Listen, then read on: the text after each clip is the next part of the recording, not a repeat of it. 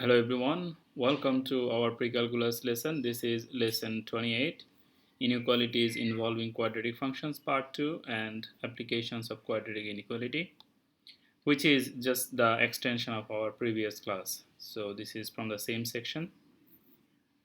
These are the agenda: solving quadratic inequality, solving quadratic inequality. There is two examples here. Then application, two application of quadratic inequality. And this class is mostly, when we will discuss this math, you will see related to the quadratic functions, related inequality. Our previous class was mostly based on the quadratic graphs related inequality. Of course, both of them are interrelated for sure. So this is a question: x squared plus 3x minus 10 is greater than 0. We have to solve this inequality. What does it mean? What is this question is asking us to do? This question is asking us where this function is more than 0. Where is this function more than 0? Or from where to where this function is more than 0. So, just to give you a brief idea, see, what is this graph? Is it open up or open down? This is the open up parabola, right? This is the open up parabola. Just ignore this calculation for a while. Just think about the idea of this math. Suppose you have an open up parabola and this is the graph, suppose. And then you have 2 points here. They are the x-intercept. They are the x-intercepts. Now question is, which part of the graph is more than 0? And you know from our last class, more than 0 means above the x-axis. And less than 0 means below the x-axis. This is less than 0. This is less than 0. This part is less than 0. This whole part, this part, everything is less than 0. And more than 0 means above the x-axis. This part here is more than 0. More than 0.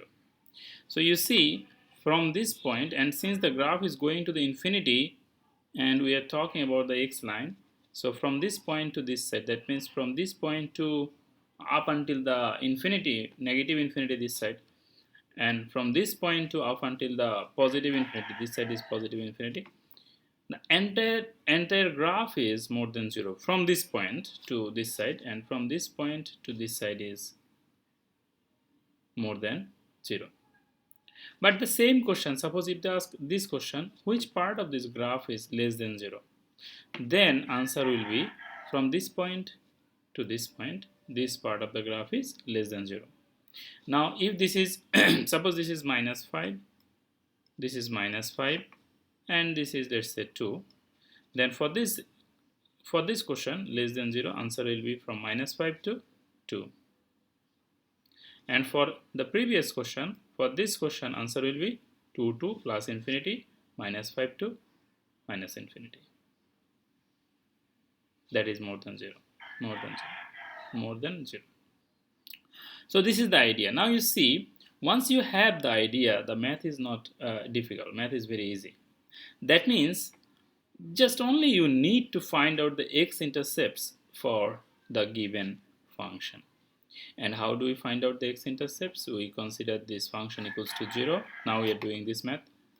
We consider this equals to 0 and find out the x-intercepts. So we get 2 x-intercepts, minus 5 and 2 in this math, minus 5 and 2.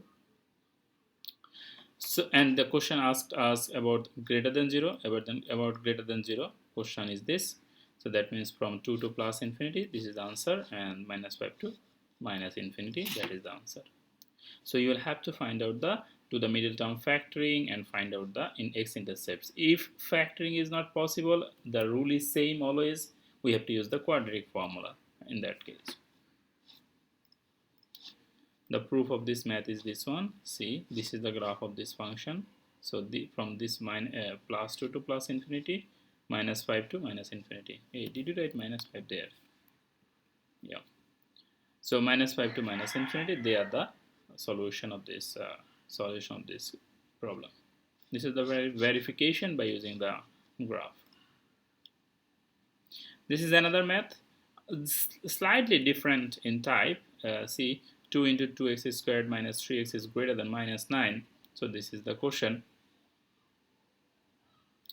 So this is the question, and you see this question looks like slightly different than the previous question, and since there is no 0 here, but you see this is no difficult for you all now because you know the process and system, and you just multiply by this terms by 2, then you bring this 9 from this side to this side, so the equation looks like this. Equation looks like this. Okay, equation looks like this, and they said that it is greater than, that means we have to find out the greater than basically, but just for solving it we have put here equal to 0 for solving purpose. Okay, but we have to keep it in mind that the symbol is still greater than. So now the process is still the same. We have to find out the x-intercepts, and if we get some x-intercepts, is it open up or open down? This is open up, so the parabola is like this. But if you try to solve it, you will see that there is no solution for this question. There is no x-intercepts for this question. Since there is no x-intercepts for this question, and we can see that the graph is open up 4x squared, that means graph is something like this, somewhere like this, and the question is where it is greater than 0, where it is greater than 0, like this symbol, because we have to transfer this symbol from here to here, so it is greater than 0, where it is greater than 0, and you can see the entire graph is greater than 0. Not me, not me, sorry about that. So entire graph is greater than 0, that's why our answer of this question is minus infinity to plus infinity, because the entire graph is greater than 0. The entire graph is greater than 0. Now, if this is less than 0, suppose this question is less than 0, then what will be the answer? Answer will be no solution. Okay, no solution for this question. If the question is, because there is no part of the graph is less than 0. That's why there will be no solution if it is less than 0 question. If the question changes, if it becomes less than 0, because the graph, no part of this graph is less than 0. You will not have to draw this graph, just roughly if you just estimate, then you will get the solution. Okay. So yeah, this is the verification. You can see actual graph of this question is this one, and the entire graph is more than 0. And if you zoom this graph, you will see the graph is going in the both direction forever if you zoom it. These are the practice maths. Now this is the application math. A ball is thrown vertically upward with an initial velocity of 96 feet per second. The distances in feet of the ball from the ground after t second is s of t equals to 96t minus 16t squared. At what time t will the ball hit this strike the ground? For what time t is the ball more than 128 feet above the ground? So there is two questions here. One question is related to when the ball will strike the ground. So see, question is at what time strike the ground. Strike the ground means distance is 0. So you put 0 here and find out t equals to what, which is done here. So at t equal to 0 and at t equal to 6, at these two times the ball will strike the ground. How to do this math? First you take t common. You take t common, or you can take 16t common. Both is fine. If you take 16t common from this line, then your answer will be 6t. 6 minus t equals to 0. So by the zero product rule, we have 16t equals to 0, this part, and another part is 6 minus t equals to 0. Then from here, from this line, you see 0 divided by 16 means 0. That means t equals to this equals to 0. So that's why you have one answer 0. And then if you send this t to the other side, you get t equal to 6. And that's the another answer for this math. Now for this part here, this is the distance given. 128 feet is the distance given here, or the vertical distance. This is vertical distance. I will more than this feet above the ground. So this is the vertical distance. So and this value we have to put here because that's the distance related part here. S of t. S is the distance. So we have to put 128 here and then solve it. So 128, then this thing. Once you write it, you will notice that this entire line is divisible by 16. So you divide it by 16, then it becomes a very small number. So 128 divided by 16 equals to 8. So in the next line, you will have 8 here. You will have 8 here equals to 96 divided by 16 means 6t minus t squared. Now you bring everything in the one side.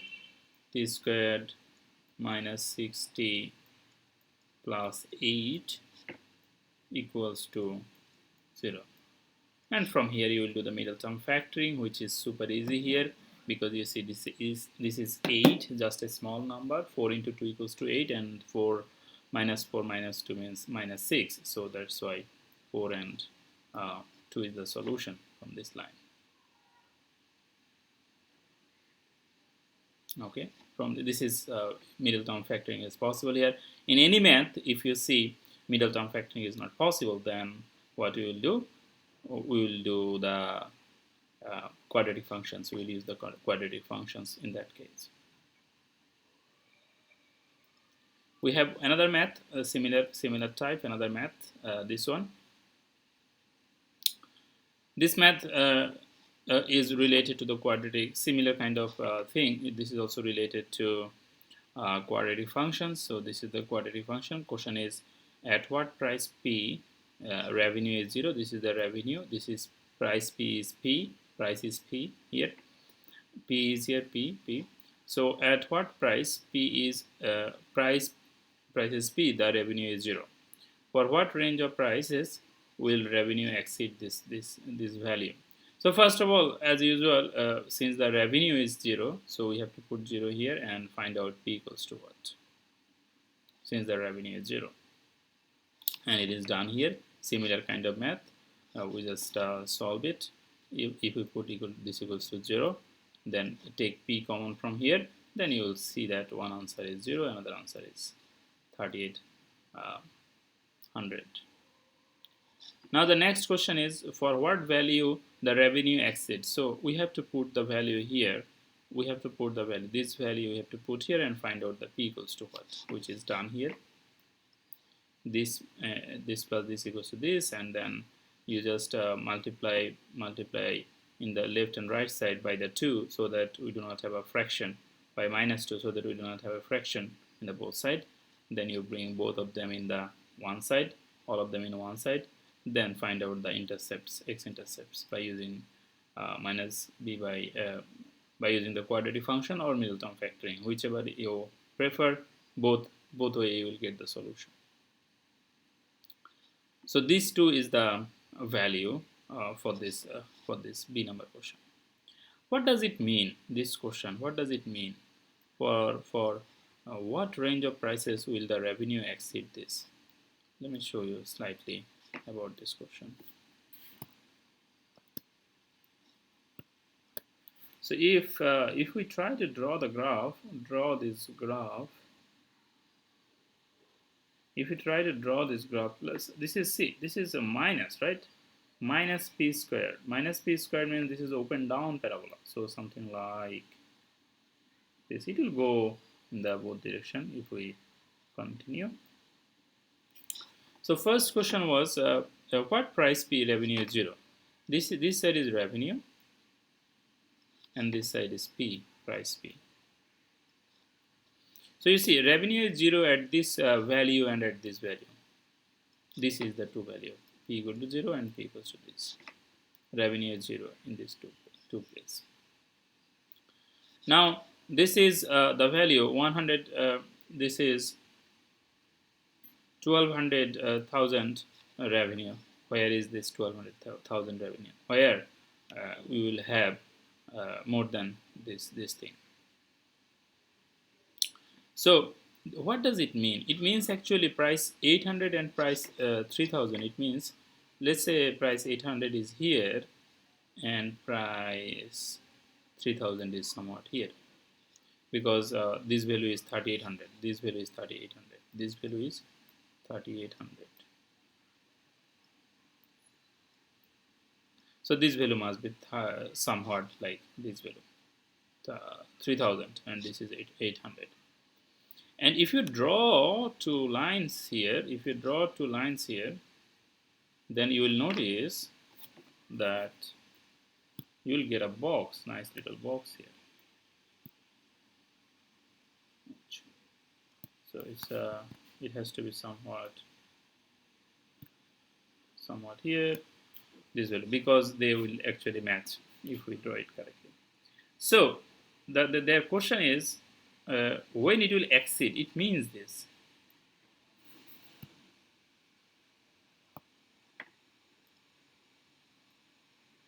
It means this kind of thing.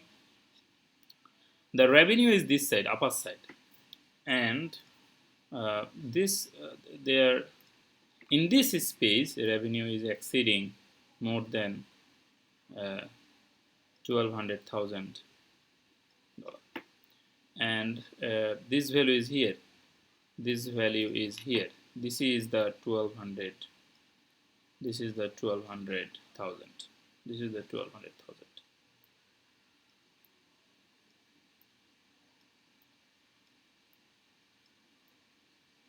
This is the 1200,000, and this is more than 1200,000, more than 1200,000, more than, of course, more and more than 1200,000. And within this space, it is more than 1200,000. Below this space, below 800, less than 800, here, somewhat here, it is not. The revenue is not that amount. And after 3800, after 3000, this is space. In this space, the revenue is not 1200,000. That is less than 1200,000. So between 800 to 3000, their revenue is more than 1200,000. Physically, this is what all these questions, this math means. And this is the physical justification or verification, if you say. What does it mean? We have actually similar kinds of maths in the book also, just if you are interested. Of course, you should, in general, you all should have a look and read all these concepts. There is a nice maths in the book also about these concepts. So yeah, so this is the concept, this kind of, and you see the inequality related concept actually is matching here, where it is greater than. So see, inequality related, exceed, revenue exceed this word actually make this maths as a major concept related math of this section, because this is related to quadratic inequality. This is quadratic function, this is quadratic inequality. This word makes this math to fall in this in the domain of this section.